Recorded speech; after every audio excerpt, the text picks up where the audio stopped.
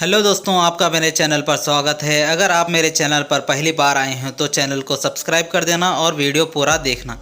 ये बोंगसोंग नाम का आदमी रात को पार्टी करके घर लेट से आता है। उसको याद भी नहीं कि वो घर कब आया था। वो बाथरूम में जाता है, वहाँ टॉयलेट की सीट से हाथ बाहर निकला हुआ है। वो अपनी वाइफ जूही को आवाज़ देता है। बोंगसू के चेहरे पर डर ही नहीं रहता। वहाँ उसकी वाइफ जूही आती है। बोंगसू जूही को वो हाथ दिखाता है। उसको देख जूही शॉक हो जाती है।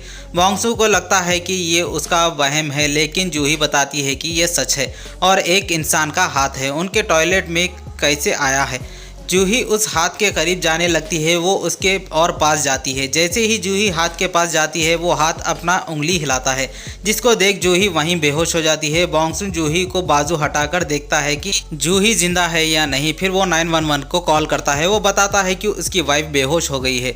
उसके घर के टॉयलेट में एक हाथ है, शायद वहाँ कोई डूबा हुआ है। वो पूछते हैं क्या तुमने पी रखी है? थर्ड फ्लोर पर कोई आदमी कैसे घुसा होगा? इसलिए बोंगसू फिर से वो बताता है। वो उसके लिए मदद भेजते हैं। फिर बोंगसू के घर की बेल बजती है। वहाँ उसकी बिल्डिंग का सिक्योरिटी गार्ड आता है।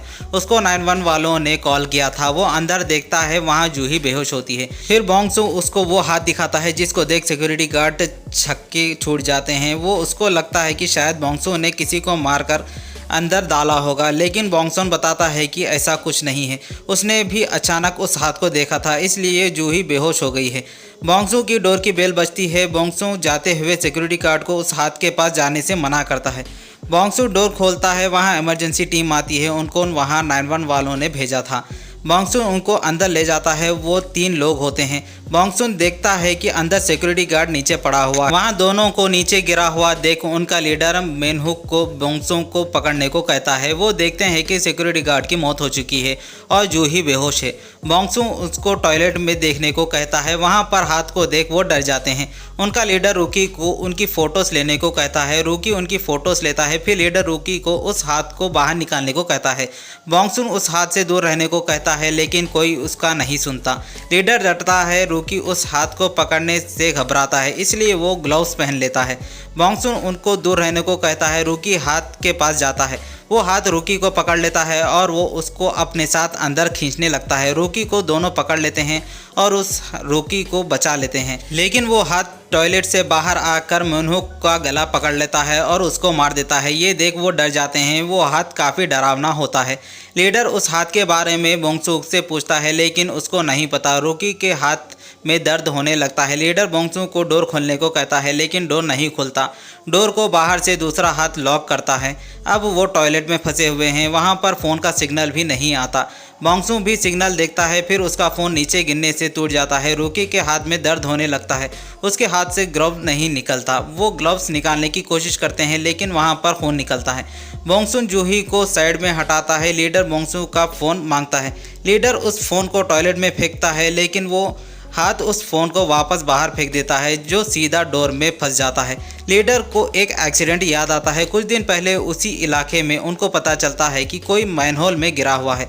वो अंदर जाकर देखते हैं। वहाँ पर एक लड़की की डेड बॉडी होती है। उसका एक हाथ नहीं होता। उसको लगता है कि शायद ये हाथ उसी लड़की का होगा।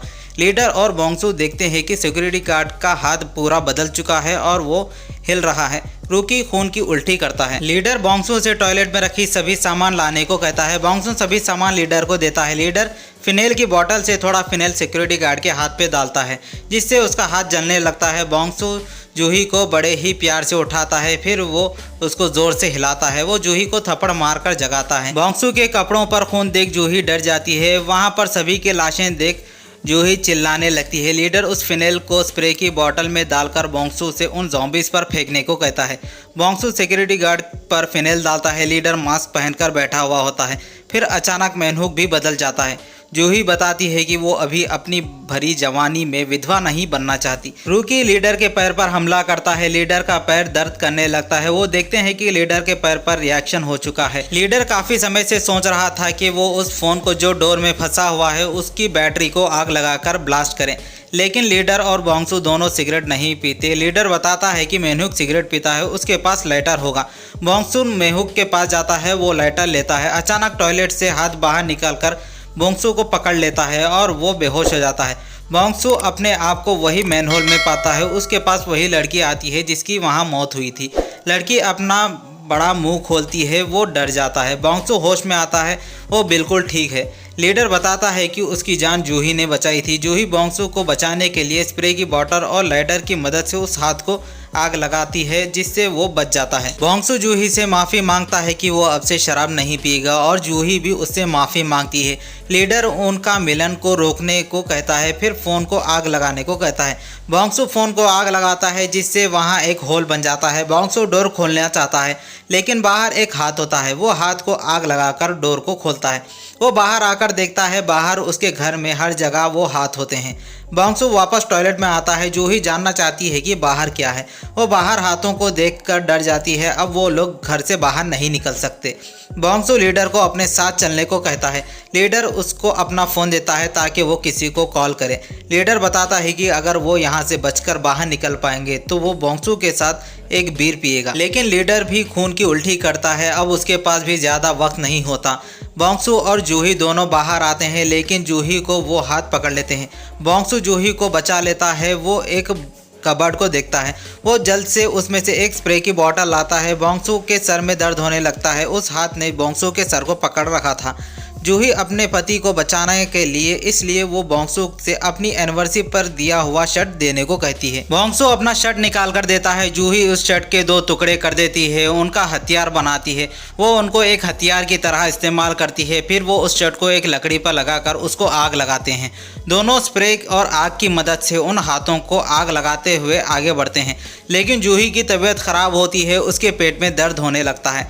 बोंगसू जूही को अकेला नहीं छोड़ना चाहता। टॉयलेट से रूकी मेनहुक सिक्योरिटी गार्ड बाहर निकलने लगते हैं। बोंगसू जूही को अपने गोद में उठाकर तेजी से बाहर भागता है। कुछ देर बाद बोंगसू को होश आता है। वो अपने आप को हॉस्पिटल में पाता है। उसके सर पर चोट लगती है। वो जूही के बारे में पूछता है। जूही बिल्कुल ठीक होती है। वहाँ बोंगसू को पता चलता है कि जूही प्रेग्नेंट है, वो पेरेंट्स बनने वाले हैं, लेकिन वहाँ वही हाथ आता है। उसको देख नर्स डर जाती है। अभी उस हाथ का कहानी ख़त्म नहीं हुई है। बोंगसू अपने परिवार को बचाने के लिए वो किसी से भी लड़ेगा। स्टोरी यहीं पर ख़त्म होती है। आपको वीडियो कैसा लगा कमेंट कर देना और चैनल को लाइक एंड सब्सक्राइब कर देना। मिलेंगे नेक्स्ट वीडियो में।